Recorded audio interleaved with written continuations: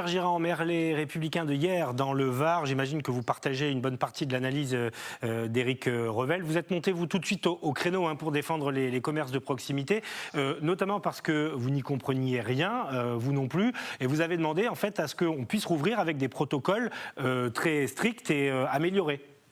Oui, exactement. Alors, bien entendu, moi, je ne prends pas d'arrêté pour l'ouverture des commerces. Je suis républicain et je suis les conseillers du gouvernement, mais ça n'empêche pas de demander au gouvernement d'être plus rationnel. Je ne comprends pas que quand on dissémine une population dans beaucoup de petits commerces, on ne réduise pas la contamination qui se produit quand on s'accumule tous dans une grande surface. Ça, c'est un premier point. Deuxièmement, je ne comprends pas que l'on puisse dire qu'il y a des produits essentiels et des produits qui ne le sont pas, bien sûr hors alimentation, parce que cela dépend de chaque personne. C'est un problème de liberté individuelle. Vous citiez le problème des couches, vous citiez le problème des livres, qui est une caricature, car si on ne peut pas lire en confinement, je ne sais pas ce que l'on peut faire. Donc je crois qu'il faut, me semble-t-il, laisser les petits commerces ouverts, mais avec des protocoles très stricts qui imposent de ne pas accumuler les personnes à l'intérieur, et cela ne sera pas plus nocif que l'accumulation dans un métro ou l'accumulation sur un lieu de travail. Donc oui, il y a des mesures strictes, mais qui quand même respectent un certain nombre de choses. Et puis, je dois vous dire aussi que tous les efforts qui sont faits pour revitaliser les centres-villes prennent un coup terrible dans ce genre de décision, et je crois qu'il ne faut pas ajouter une difficulté à une autre. Donc oui, je souhaite que le gouvernement revienne un peu sur cette attitude et impose des protocoles extrêmement stricts que les maires dont je suis seront chargés de faire respecter, mais que la population, et notamment la population âgée, ne soit pas prise en otage. Parce que la réalité, c'est quoi? C'est qu'en réalité, on isole les personnes âgées et fragiles sans le dire. Est-ce qu'une personne âgée a l'habitude de commander sur Amazon? Elle ne sait même pas que ça existe, elle n'a pas souvent d'ordinateur. Est-ce qu'elle va dans les grandes surfaces? La plupart du temps, elles sont excentrées, elle a des difficultés pour s'y rendre. S'il n'y a pas non plus le commerce de proximité pour un certain nombre de produits qui peuvent l'intéresser, eh bien, je crois que c'est un confinement d'une partie de la population, sans le dire.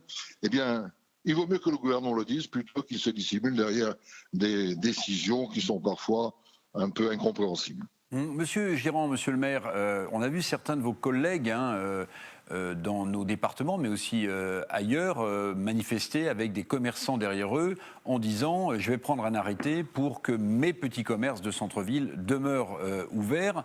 Vous êtes un petit peu, passez-moi l'expression, entre les deux, c'est-à-dire que vous comprenez la position des petits commerçants, mais vous n'iriez pas jusqu'à tutoyer la loi républicaine.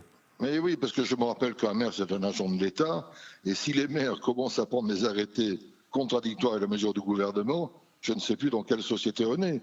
Alors, c'est notre devoir d'essayer de plaider une cause, d'aller dans une direction, de faire pression sur le gouvernement ou les préfectures, mais ce n'est pas à nous de nous arroger le droit de prendre des décisions contraires à celles prises par le gouvernement. Donc je crois que c'est une philosophie qui est différente. Jean-Pierre Girand, dans votre commune à hier, que vous disent les commerçants? Est-ce que vous en avez déjà vu baisser le rideau?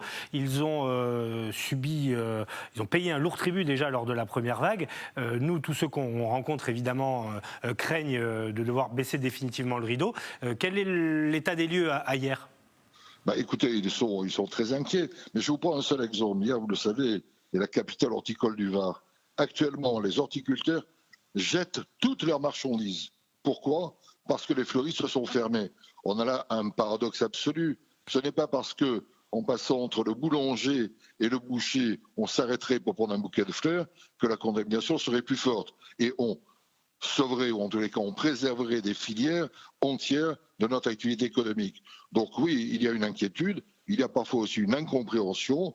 Moi, ce que je crois, c'est que cette ouverture que je demande des commerces doit avoir pour prix un protocole beaucoup plus strict, un respect beaucoup plus strict des mesures barrières. On voit encore pas mal de gens qui ne portent pas le masque ou qui s'agglutinent dans des réunions. Eh bien, il faut être extrêmement strict et que, écoutez, la police nationale, la police municipale fasse le travail qui leur est demandé. Et à ce moment-là, on s'en portera peut-être un peu mieux. On comprend votre attitude républicaine, monsieur le maire, mais quelle est l'alternative en réalité? Parce que s'il n'y a pas de contestation et s'il n'y a pas un front qui naît face au pouvoir central, les petits commerces resteront fermés. Alors vous les supporterez avec ce genre de déclaration, mais qu'est-ce qui se passera? Non, mais je crois que le pouvoir central, on voit peut-être quelques manifestations, mais il s'aperçoit aussi que la quasi-unanimité des maires va dans une direction. Et je serais extrêmement surpris que dans une dizaine de jours, il n'évolue pas dans son analyse. Bon, sous prétexte d'une relative amélioration. Oui. C'est-à-dire en donnant la possibilité de rouvrir aux petits commerces de centre-ville, c'est ça que vous pensez? En tous les cas, de façon progressive, je pense qu'il va y avoir une évolution, mais il faut maintenir, non pas cette pression, mais cette explication. Nous sommes sur le terrain. Le gouvernement dit depuis quelque temps qu'il faut faire confiance au territoire. Moi, je fais aussi confiance aux médecins et au gouvernement. Mais là, véritablement, quand on observe nos rues, cela ne provoquerait aucun problème particulier, mais au contraire, peut-être on résoudrait.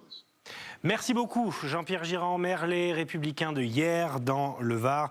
Merci d'avoir accepté l'invitation d'Azur TV.